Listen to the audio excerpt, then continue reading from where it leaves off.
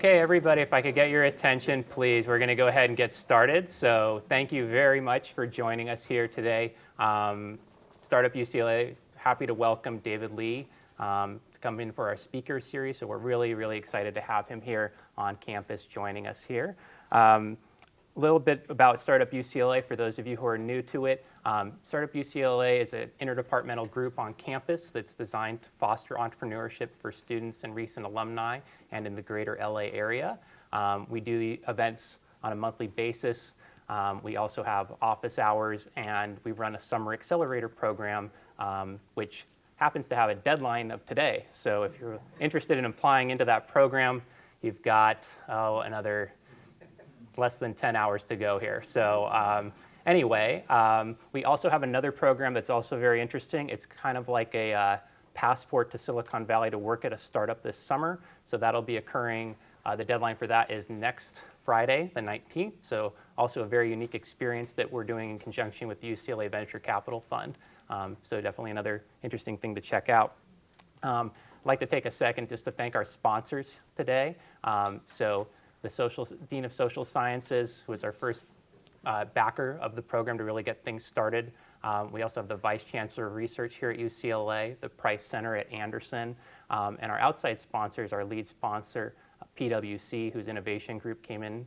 Manat is our legal sponsor. Joyent is with us for hosting, and there's also numerous other partners that help in lots of other ways. So enough of that.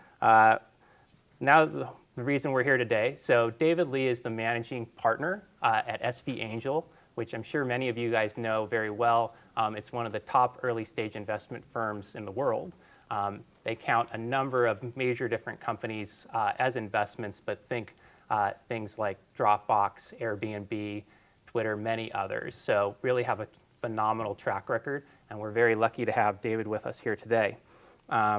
A little background on David. He went to school at Johns Hopkins, got a master's in electrical engineering from Stanford, and then got a JD from NYU. So definitely has you covered, I think, from an educational background. He spent time prior to SV Angel with Baseline Ventures, Google, and also had business development position with StumbleUpon. And we're very excited to have him here today. So with that, we'll welcome David.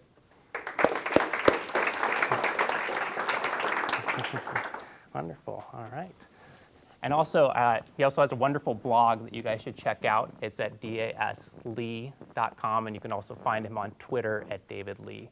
So feel free to follow up there. So anyway, David, so wonderful to have you here today. Thank you so much for coming. Thanks for being here. Thanks for having me. Yeah. So you actually have a pretty interesting connection with UCLA that I think most people probably don't know about. So I don't know, maybe you could elaborate on that.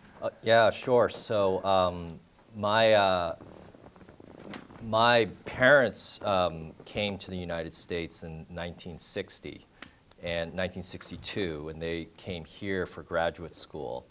And there were, I think, some of the first Asian graduate students here, so that gives you an idea of how early that was. Mm-hmm. I was born here in 1969, probably moved to Boston in 1970.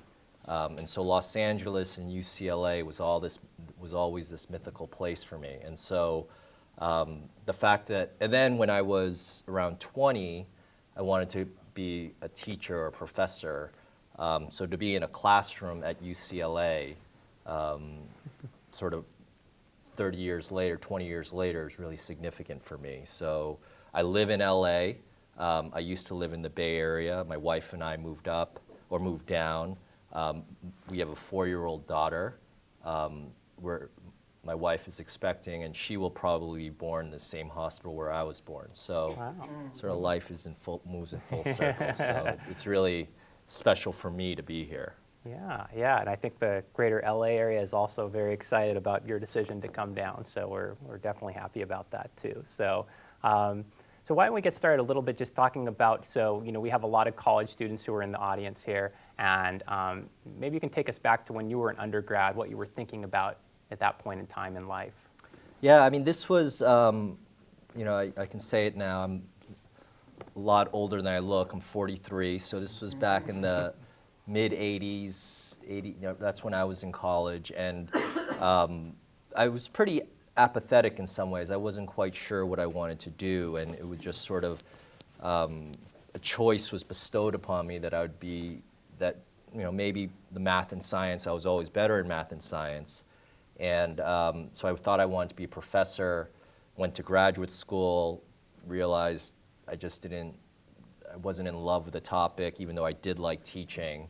And then sort of meandered around and, like many others in my 20s, sort of figured out what I wanted to do and realized that my dad started his own company. My dad, I saw the ups and downs of starting his own company, the stresses he went through, how lonely it is, how wretched it is.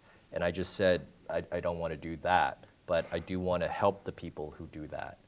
And so then I ended up going to law school thinking that would be the case, and then ended up like $100,000 in debt, and so I had to work at a law firm, and just got really lucky in a couple of ways and I can talk a little bit later in terms of my career path. But at the time, there was no way I even thought about Silicon Valley. I didn't even know what it was until I applied to Stanford. I didn't know what startups were. And I just wanted to help people who wanted to start their own businesses. And so it was a nonlinear path that it's sort of like a startup. Like everyone, if you look at Facebook or Twitter or Instagram, it's always this linear hockey stick up and to the right. But if you actually parse down and dig down into the graph, it's a bunch of like ups, flat, linear, flat, up, down, and a lot of these random paths. So it's very nonlinear when you actually look at it. But when you smooth it out, it looks very linear. And so I think that's what my path was as well. Interesting. Now, so having seen your father do that, do you think that, are you one of those people who's a believer that entrepreneurship is one of those things that people learn from their parents, that, seeing that as an example tends to breed more entrepreneurs, or do you think that there's not as much of a correlation with that?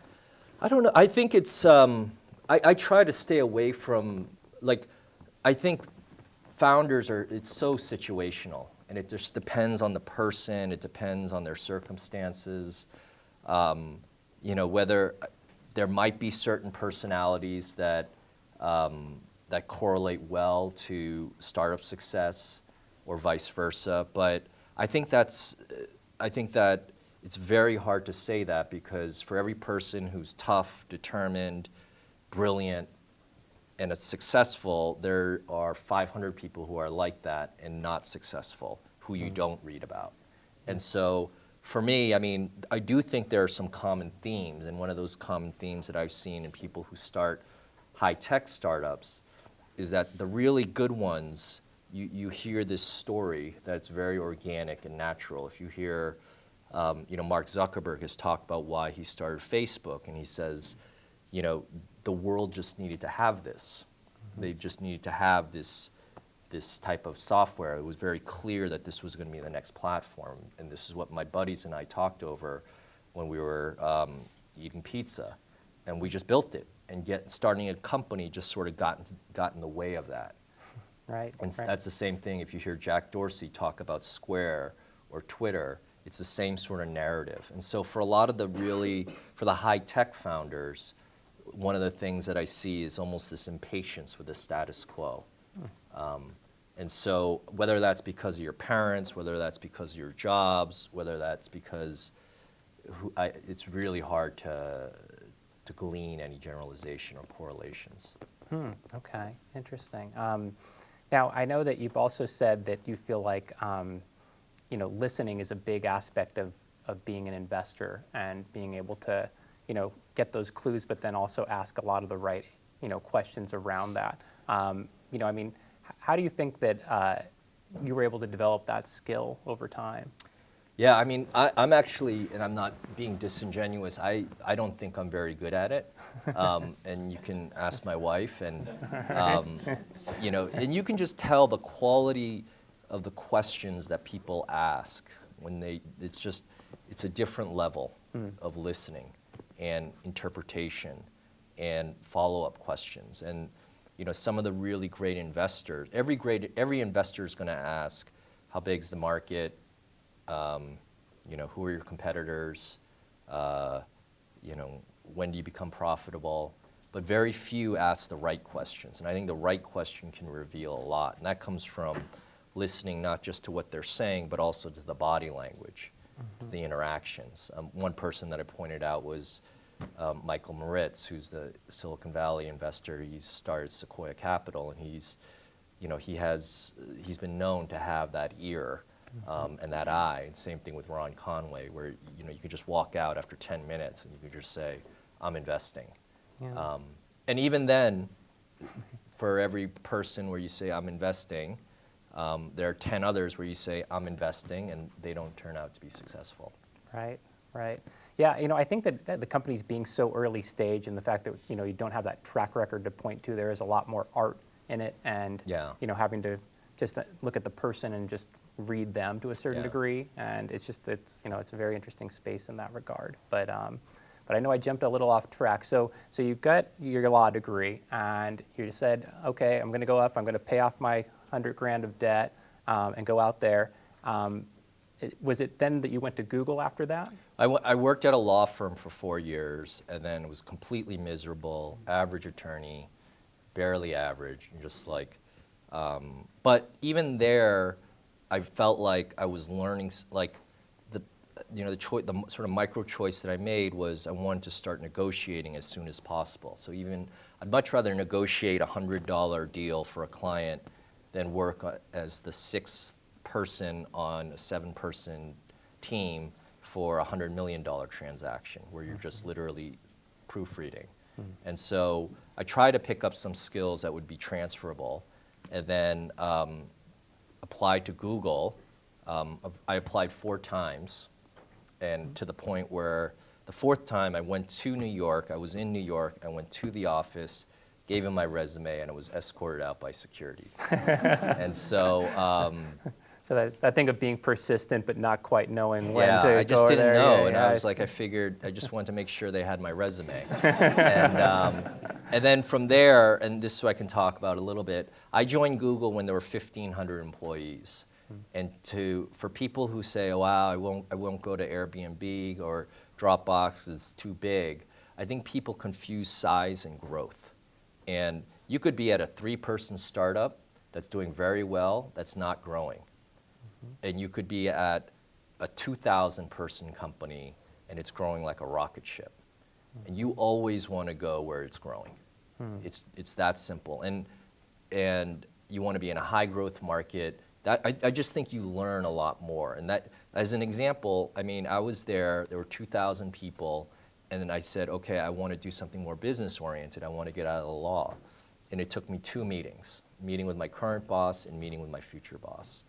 Today, if you want to do that at Google, or even a company of 5,000, you just have to re-interview, right? But when you're growing that fast, people are just like, listen, we just need hands on deck. So if you can just do the job, we'll let you do it. And so that speaks to the choices you may make in your career. That, there are companies, startups that are like 2, 3, 10 people. And you may feel like you have more equity, and you may be better off financially, but the experience that you'll get is vastly different, and I would say much worse than you would get from going to a company that you think might be too big right now. Yeah, that's great feedback. I don't think we haven't heard anyone say that so far. So very good novel point for us here. So wonderful. Okay. And so at what point did you meet Ron Conway? So I met him in 2005. I was interested in online video. No joking, it was just, I watched a lot of TV as a kid, and the idea that television would come to the internet, I thought that was the coolest thing. And that gives you an idea. I was like choosing between going and working in the search business at Google or working in video. Search, obviously, much more lucrative. But because it was more lucrative, there was, everybody working there was just as qualified, if not more qualified than I. And plus, I was more interested in this topic. And so I just said, hey, I'll just do this. And that taught me a lot in terms of how I pick my careers, how I look at investments. And I just went because I was just more curious about and interested in this topic. And then 2 years later, the whole YouTube phenomenon happened. Ron was spending a lot of time there, and so then he and I met, and we got along, and we just stayed in touch. Then he was a mentor to me. When I left Google, I went to StumbleUpon. After I left StumbleUpon, I went to join him and started investing with him. Wow, okay, great. And so I guess a lot, and this is a question that we've asked a lot of people who come in, and so what ended up being your first investment? And I guess I don't know if this would have been at your time perhaps at Google in terms of a new initiative, or perhaps at Baseline, or just with SB Angel. But is there any? This sounds like completely boastful but you have to, I think my first one was Square. Oh. Wow. But here's the thing. Not bad. I mean, this was not like some unique insight, right? This was not like, wow, I'm smarter than everybody else. It's Jack Dorsey, and if you have a chance to do it, then you do it. Right. And so I wish I could say, hey, it was Square, Jack was a nobody, and I'm the smartest person in the room, but it was pretty easy to do. Like, I think 99 out of 100 people would have made that same investment, in my opinion. Well, but hey, yeah. it's still a good one to say as your first one. Yeah. So not I think bad. it was first or second. Yeah. Yeah. Okay, interesting. Okay, and so from that No, perspective. wait, it wasn't. That was my second. Oh. The first one was this company called WePay, Okay. which is a payments company. Okay. Yeah, So which you I were think liking will the do payment very well. space, Yeah. one after the other there, huh? Yeah. Okay. Yeah. All right. Interesting. Okay. I mean, you have such a great, viewpoint into the current startup landscape right now. I mean, all the deals you're seeing, whether it's the Jack Dorseys of the world or whatever, startup is getting incredible traction right now. From that standpoint, are there any trends or are there any things that are standing out for you right now, things you're looking for in particular? I think the biggest, we can talk, there are a lot of trends that a lot of you probably know about in terms of, mobile is obviously the dominant software platform. Payments there's a lot of activity there. Local commerce, social commerce with Pinterest, collaborative consumption or the sharing economy with Airbnb. Those are all trends that are really powerful, that a lot of investors are spending a lot of time in. I will say that in the last 12 to 18 months, startups are just a lot more ambitious, or founders just in their ideas.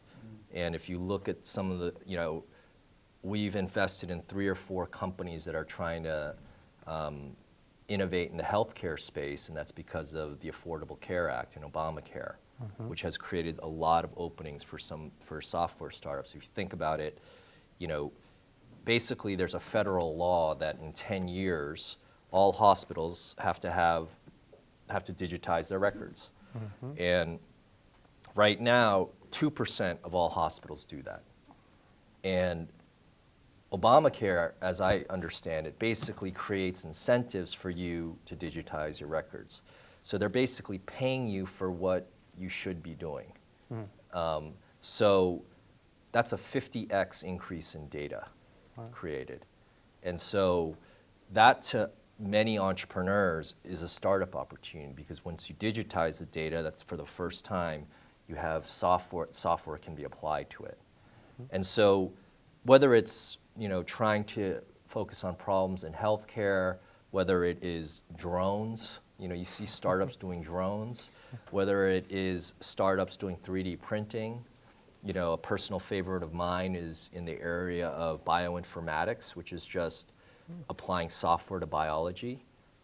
These are big, important problems, and hopefully they will lead to valuable companies. That's another thing that I've learned is solving big, important problems doesn't always lead to valuable companies. And so, but the fact that there are these entrepreneurs that are trying to do that, to me it's probably the most exciting time that I've spent in the last 4 years because of the magnitude of the ideas. Do you think that's also been reflected upon like an idea where people feel like we're sort of getting away a little bit from the consumer internet and going a little bit more towards enterprise? Do you think that's been reflected a little bit? Or? I don't think so. I mean, to be clear, our bread and butter is still consumer internet. You know, companies like, you know, Pinterest, Snapchat, Dropbox, Twitter, you know, they're all in our portfolio. I think Snapchat, they're right here in LA, it could be a very significant company. And that's our bread and butter.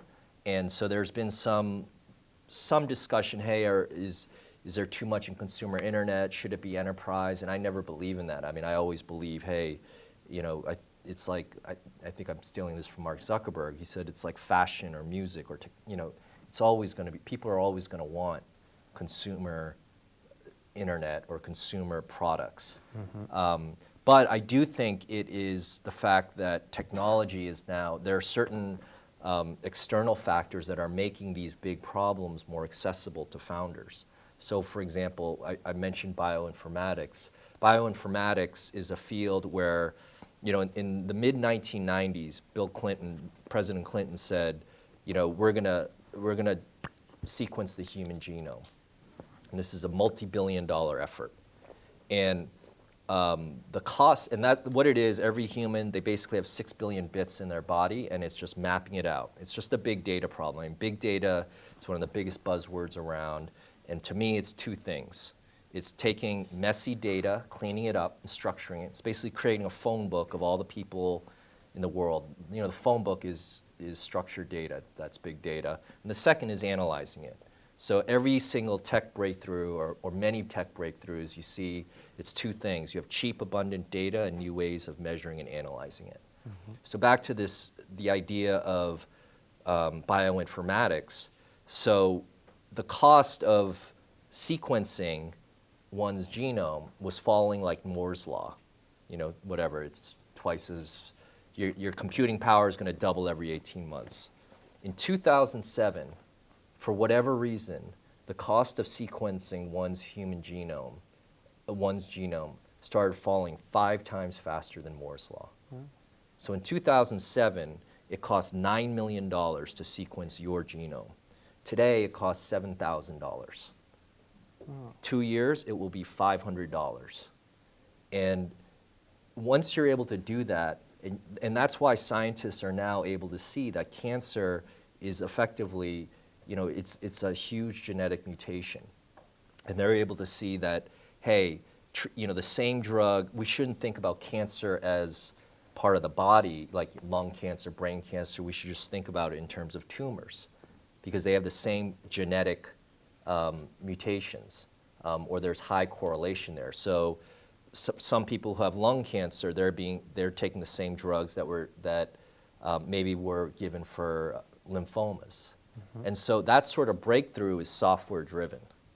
And if you can imagine, and now I think you're starting to see software engineers say, hey, maybe I shouldn't spend my time learning the ins and outs of advertising and turning that into a software problem. Why don't I turn biology into a software problem? And so that just wasn't available, I think, in 2009. And so I don't think it's a shift away from the consumer internet. I think it's just because the technology is now available for hackers and good founders and entrepreneurs to actually access it. Right, and I mean, and that's going to happen. New opportunities are going to arise because, you know, there's market changes. 3D printing, I mean, I think, you know, even if you wanted to do a 3D printer, you couldn't do it 3 or 4 years ago because of cost. And so it's not necessarily because they're bored of the internet and now they're going to 3D printing. I think it's just, it's available now. Yeah. Definitely.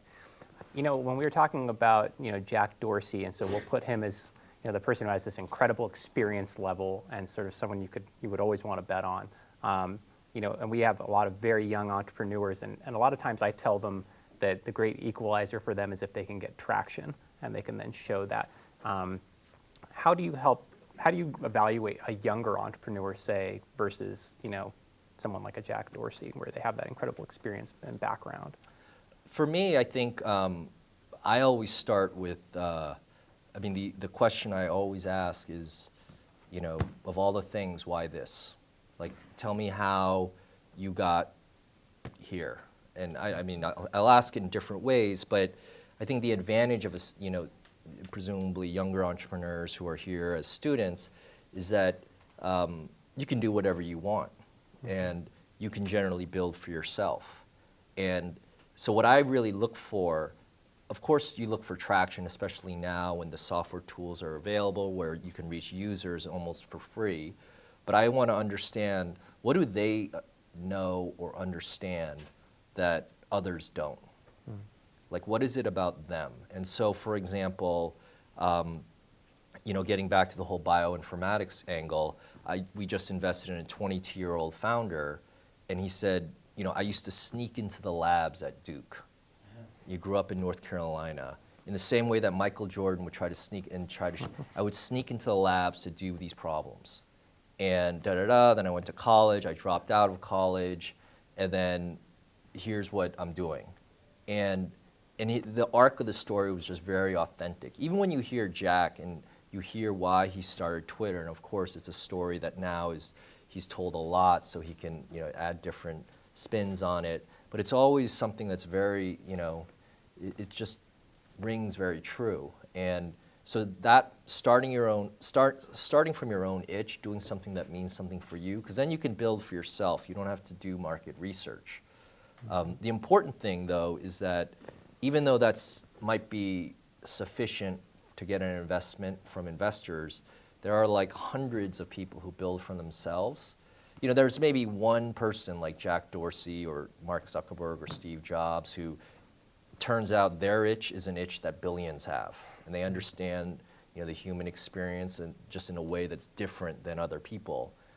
Most of the time, it's an itch for one, so it's a very localized itch. But generally, that's what I look for. I just look for that story, and whenever if I hear a founder talk about like a top-down, like, oh, the market is this and that, and we can do this, and I just think, why, like, I would start bottoms up. Like, I just built this thing, and here's why it should exist, and blah, blah, blah, or I come from this background, and I realized this was broken, and I just wanted to build it, and I built it, and it just turns out I need money to actually build what I need to build because it's doing so well. And those are the stories that I like a little bit better. But other investors, they have different takes, but that's just me personally. Sure. No, that's great insight. Well, why don't we open it up to the floor here and get some questions? We've got a lot of people in the room, so just go ahead and raise your hand, and we'll just kind of point to you if you have a question. It's the easiest way. Yeah. You mentioned solving big problems sometimes is not to profitable companies. Do you have an example in mind? Yes. So there are search engines where the search is much better than Google's. If you just look at the results, they are better. And for a lot of reasons, I think it's just hard to beat some of the market dynamics of Google, a service like Google. So that might be one example. Investors call it a science project. You have this breakthrough in a lab or a breakthrough from a technology standpoint, but you don't know how to take it to a market. You don't know how to reach users, especially in an age where there are so many options. But I think search is a great example. Search or a better operating system. Anytime there are those sort of market dynamics, then it's not always obvious that big breakthroughs or hard problems are going to lead to big markets. Interesting. All right. So you spoke about the importance of listening and asking the right questions. Mm-hmm. And as an entrepreneur, I find that a lot of times the most important thing is like listening to yourself and things that you want to follow. What types of questions should we as entrepreneurs be asking ourselves about, is this a problem that we should be chasing? Is this the thing that we want to spend the next 2 or 3 years of our lives on? Like, what types of questions would you recommend? That's a really good question. I don't know, and because I do think so much of it is situational and personal. I think one of the questions you want to ask is, in the mean, on the average, are you ready for the next 4 years of your life to not have any friends, to be very lonely, to have ups and downs, where the highs are super high and the lows are super low, for everyone to doubt you, and for you to come out on the other end with nothing? The chances are you come out on the other end with nothing. And if you are ready to do that, if you just say, you know what, I love this so much and I would rather be doing nothing else. And even if I come out on the other side and it's nothing and I've paid that much, I'm still okay with, like, it's kind of insane when you think about it, right? Like, who would do that? If I told you, listen, you're going to study for every waking day of your life, you're not going to party at all, you're going to study, and you're going to do the same, you're just going to be hitting this rock with a hammer for 4 years, and the chances are you're not going to strike oil. But there's that 1% chance, probably the half of 1% chance that you will strike oil. How many people would actually do that? Not many, unless they love just taking that hammer to the rock. And those are the insane people, because I think that's what it takes on average. Everybody, there's a great myth, and they like to romanticize the Jack Dorseys or the Mark Zuckerbergs or the Sergey Brins or the Larry Pages, but even those guys, hammer to the rock. And there's a certain insanity to that. And I do think you can sort of answer it for yourself. When you're there at 2 a.m. alone and you're just like, would I rather be anywhere else? So hopefully that helps. I had a question for people, of course, founders in LA. If you're up in Silicon Valley, I think it's probably easier to, network and meet with angel investors. But if you're in LA and you're starting a company here, how do you advise us? The nice thing is that I do think the community is growing. I mean, 5 years ago, I don't know if you see a program like this. So I would continue to go to events like this. I think another good way, one of the things that I've found is that since I've moved, is everyone says that location is the killer app for mobile. And a really bright entrepreneur said to me, no, that's it's part of it. The other part is that mobile makes location irrelevant. And that's so true. I mean, I moved 2 months ago. I have a lot of friends in the Bay Area, so does my wife, and I don't feel like we've moved at all, because you keep in touch with them, not just maybe through Facebook, but texting and email. And the reason why I say that is because I do think there are ways for founders to create personas online. And whether it is, if you're a coder, show off your work on GitHub. If you have a certain viewpoint that's unique, blog or tweet, or engage with the people that you want to engage with. And that actually is very effective. I know it sounds a little bit hackneyed, like that's a little cheesy, and it is a little bit, but I do think we live in a world where everything will be transparent. We will know almost everything about each other in some way, that's in a quasi-professional, personal way. And so if you can own that and say, hey, this is what I'm an expert in, here's some thoughts, that builds a lot of credibility that you can do on using technology. That's something that's really powerful. You've seen a lot of investors do it. You've seen a lot of founders do it. Founders will do that, and they have a recruiting edge, because people will say, I want to work with them because they're really smart, because they write a great blog or they do the X, Y, Z. And the reality is they just happen to be good writers. It doesn't mean that they're better companies. And so, so I would definitely, so it's a networking, it is an engaging using technology. I think is really powerful. Foreign-born entrepreneurs, what's your take on that? And what's the percentage of foreign-based entrepreneurs you invested in? Very high. I would say, well, by foreign-based, you mean coming over? Foreign-born, I mean. Oh, very high.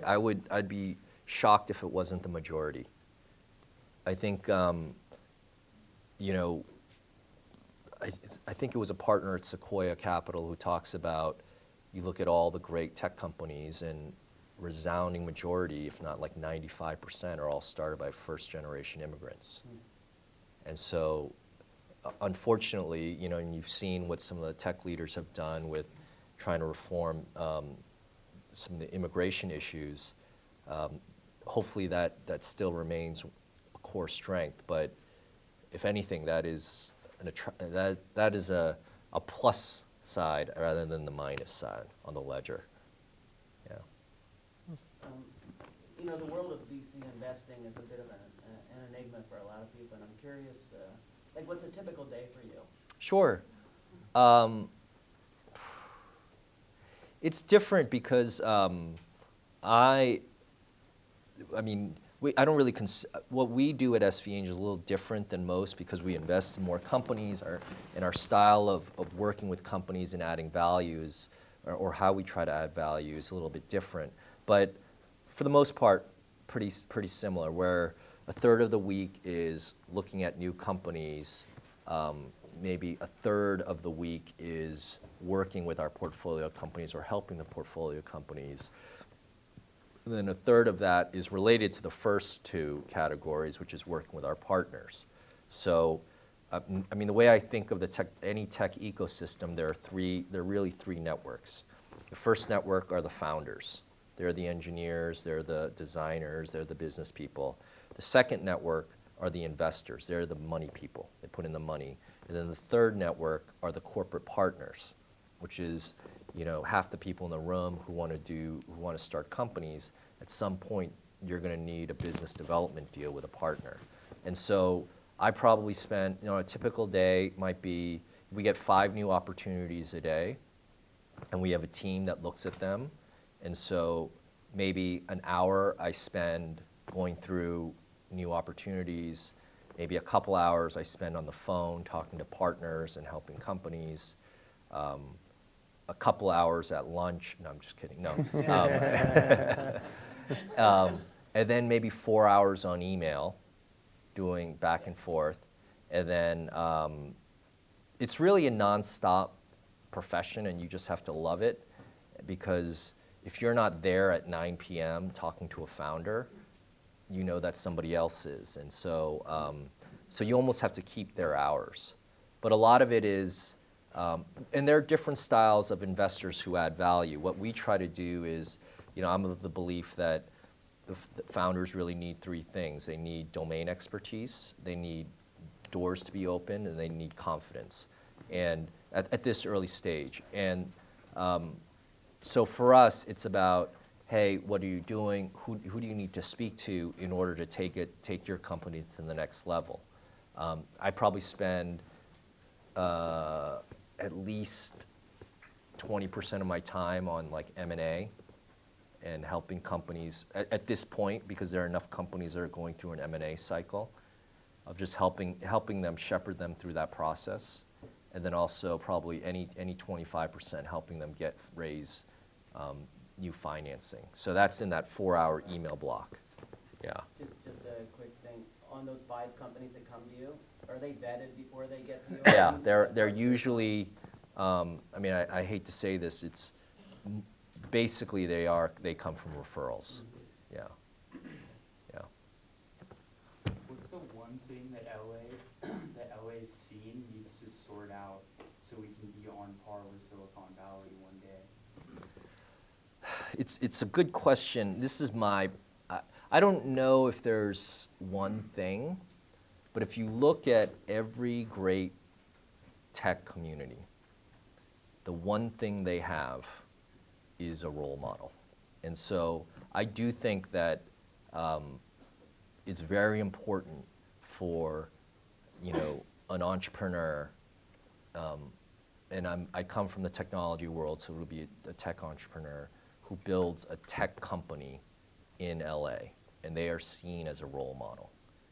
And unless you have that, and I think it's happening now. When I say like a role model, I'm talking about a Netscape, I'm talking about a Google, I'm talking about a PayPal, I'm talking about you know, a Skype. Those are the companies that I think entrepreneurs look at and they say, hey, I can do it. And more importantly, when you have a company of that size, like a 2,000, 3,000, 4,000 person company, that's where your next generation of founders are going to come from. And so for me,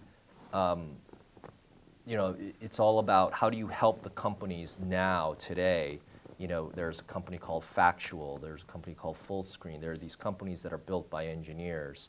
And what can we do to help them become, that company that people point to and say, yeah, that's a company on par with a Google or a Skype. So that's, I don't know if that's necessary, I don't know if that's sufficient, but if I were to look at all the communities and what really, like if you look at, you look at Boston. Boston had, this probably precedes you, but DEC and Compaq, those are iconic companies of their time. And they're now antiquated, but they were the ones that drew in a lot of the tech investment, a lot of the tech employment. And so again, it's not necessary or it's not sufficient for sustained success, obviously. So what would you, back to Robert's question about first-time entrepreneurs who don't have a track record, what would you suggest to a first-time entrepreneur who wants to get in front of these people, get meetings with these people, but they don't really know where to go? I know there's angel lists and you go to networking events, but how would you suggest them to approach, and what should they or should not do, the top things? I think the first thing you want to do is, for the most part, it's like show, don't tell. And so, I was there earlier talking to some of the folks in the Startup UCLA program here, and it was great because they showed me the product. If somebody just pitches me with an idea, then I'm just like, but if someone pitches me and they show me something, I'm still you're still going to listen, but at least I have something to look at, right? And so number one, you should have something where you can show that person something. Number two, I would say that one thing that is remarkable or different, and it might be your idea and how you're executing on the idea. It might be your background. If you come from a certain world and you understand that world better than others, and you say, hey, I come from this particular world. We invested in one company, it's a SaaS company for pharmaceutical trials. And he said to me, hey, I was a software engineer at this company as a 22-year-old. I hated it and I saw what was broken, and here's why it's so big and easy to attack. And that immediately gets you leaning in, because if I just read the line, I would just say, I don't understand pharmaceuticals, which most investors have said to him. But once you hear his story, that is, it's a different outcome. So people respond to stories, and especially in a 2-minute time frame, if you can create that arc or that story that quickly, people will lean in. But if you come to me with we're an X for Y, then I just say, yeah, that's kind of interesting, but that's not going to get me interest. But if you say, hey, this is what I did, and this is what I wanted to do, and look what I've done, then I go, oh, that's kind of interesting. So it's very qualitative, and I wish there was a systematic way of doing it. That's for the cold pitch. For the, hey, how do I meet these people? I do think AngelList is probably one of the most important developments in startup investing, because it added a lot of transparency and accessibility. So if you're in a certain area, you'll be able to find investors who are interested in companies in your industry. And so getting back to my earlier point, part of using technology is engaging with the people that matter. And so for one example might be, Fred Wilson is an investor in New York. He's been blogging for the last, I don't know how many years, and people would comment on his blog. And that was a way for him he has met and worked with people who have commented on his blog, because they've said very intelligent, insightful things. And so that may not be what you do. You know, for your industry, maybe you do something in a different vertical and you focus on the influencers there, or, you know, you go where your audience is and you show traction in different ways. So, you know, somebody might say, hey, I have 30,000 followers on Pinterest, and this is what they're doing on Pinterest. That's the sort of thing that where I would say, wow, that's really interesting. So those are some of the almost jujitsu ways of getting somebody's attention, I think, other than saying, you know, I have, you know, 1 million users. So hopefully that's helpful. I'm stealing this from Brian Chesky, but what's the best lesson you've learned from Ron Conway? And do you think we're ever going to see Ron Conway in a Pando Monthly Fireside chat? Gosh, what's the best thing I've learned? That's a great question. I've learned I've learned everything I know in business. I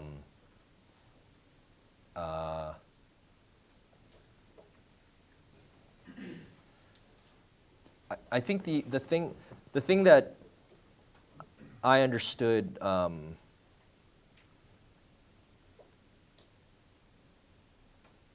it's a really good question. I think the thing that really stands out for me is that the only thing that matters in business, in my business, in anybody's business, is your reputation. That's the only thing that matters. That's the only thing that scales. That's the only thing that really creates long-term value.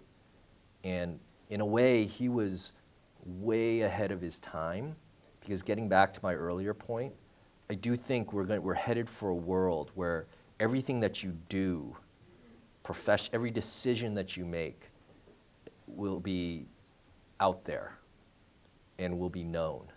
So your LinkedIn today says where you've worked, where you went to school, so forth and so on. I think we're headed for a world where not only will people know that, they'll know whether you were promoted, whether or not that promotion was something that was, you know, par for the course, or whether you were promoted ahead of your peers. They will know what people said about you. They will know if you were a pain in the butt to work with.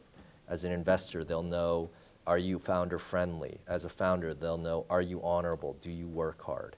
And there was this one site 5 years ago called The Funded, which basically was all founders who could bash investors and talk about investors privately.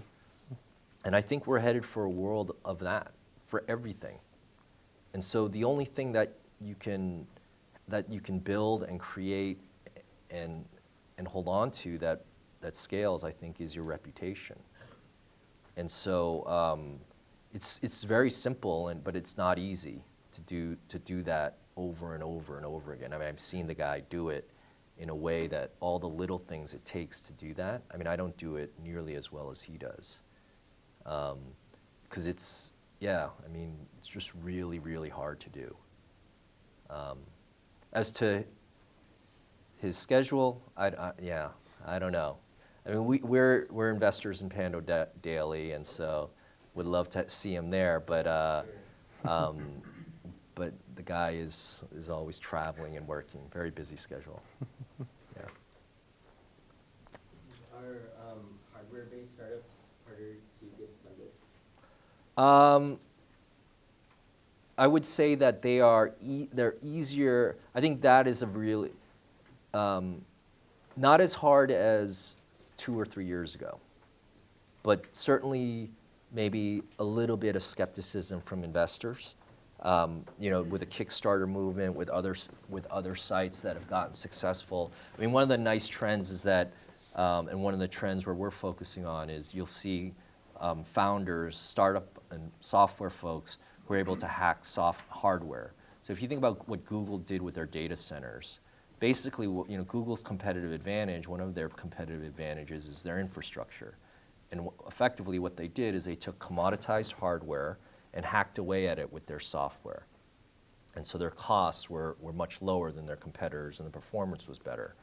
And you're starting to see that at the consumer level, where you're starting to see founders who are able to take off-the-shelf hardware and hack away at it using software and design. I mean, think about it, like 6 years ago or however, whatever the year is, there's just no way Square can exist. because of that dongle.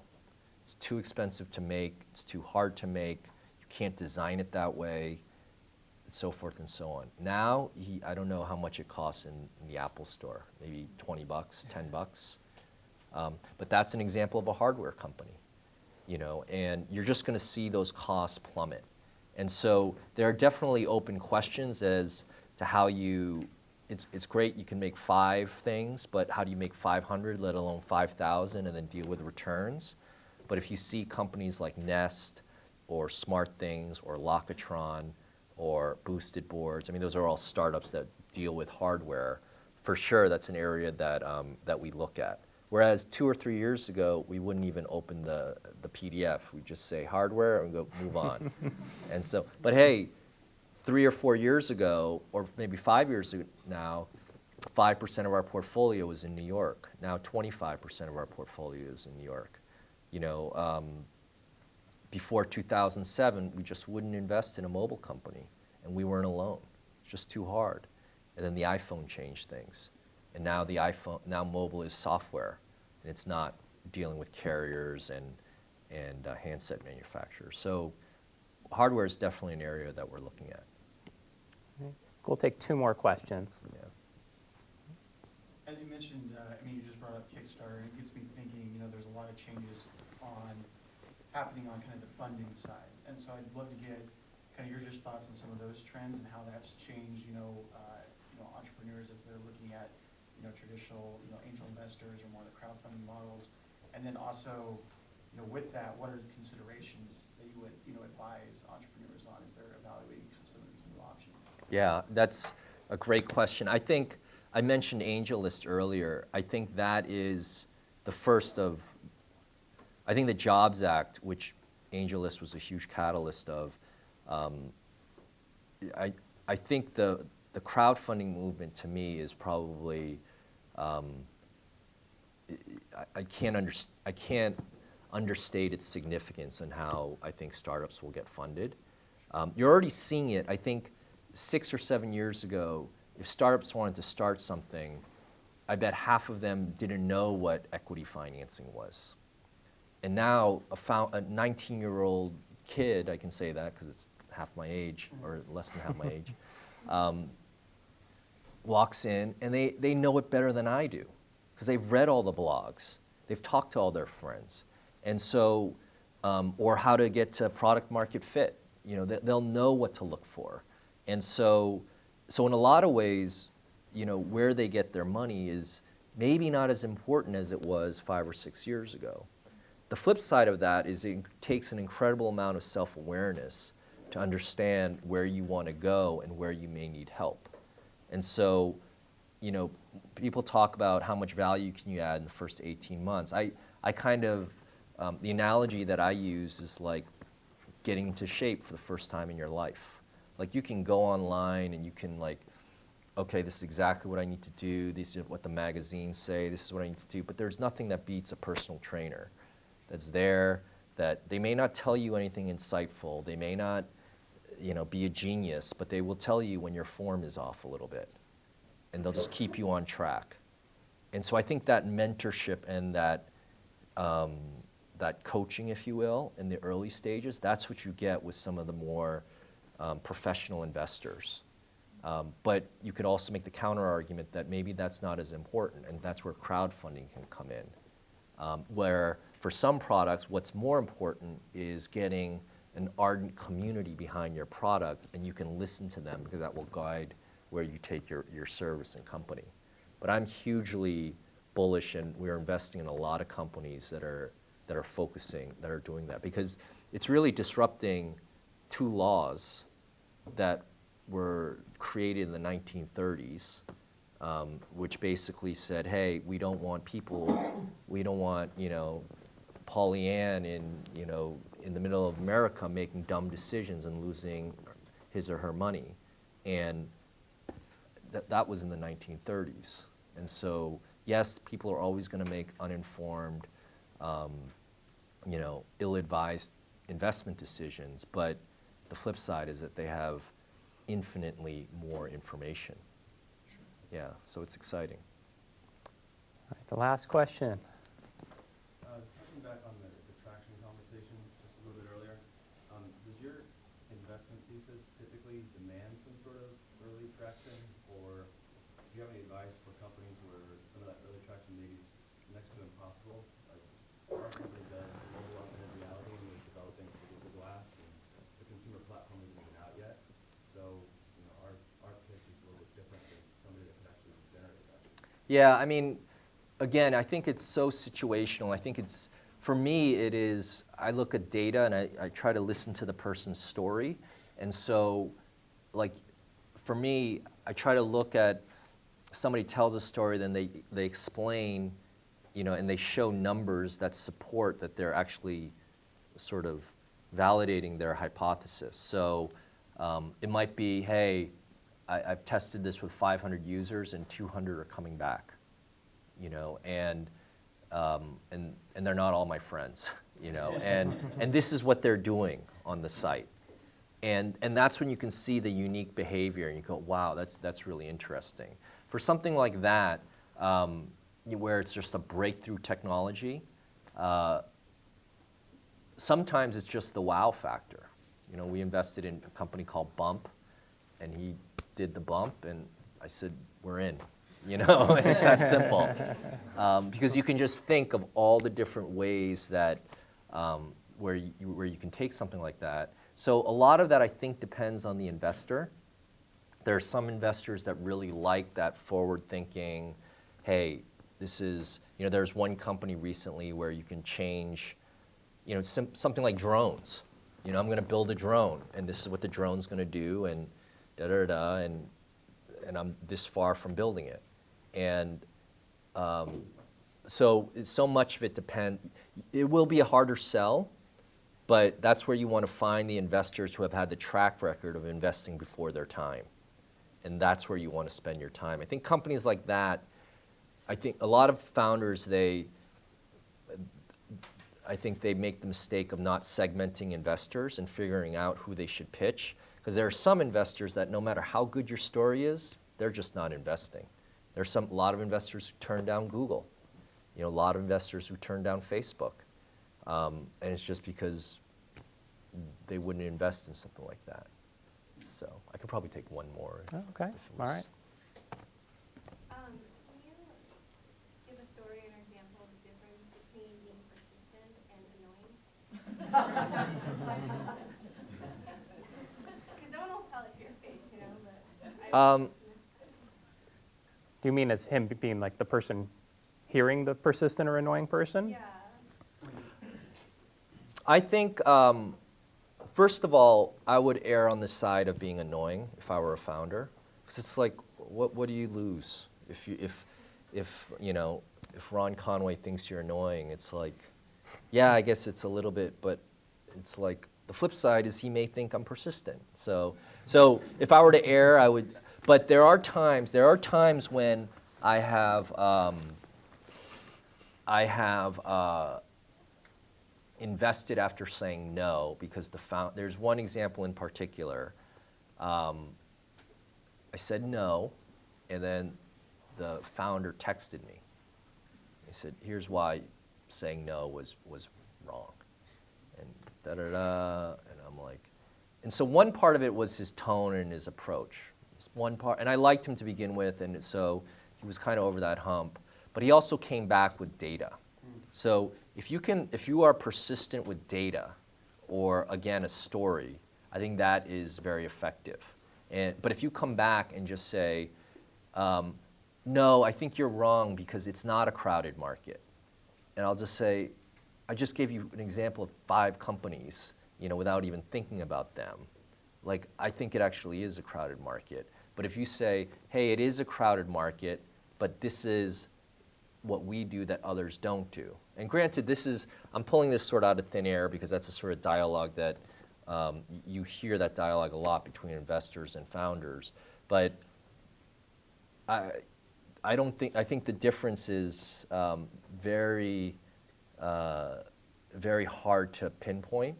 And in that one scenario where if an investor says, no, I'm not interested, I think coming back with data is always something that's really powerful. But I would err on being annoying. Yeah.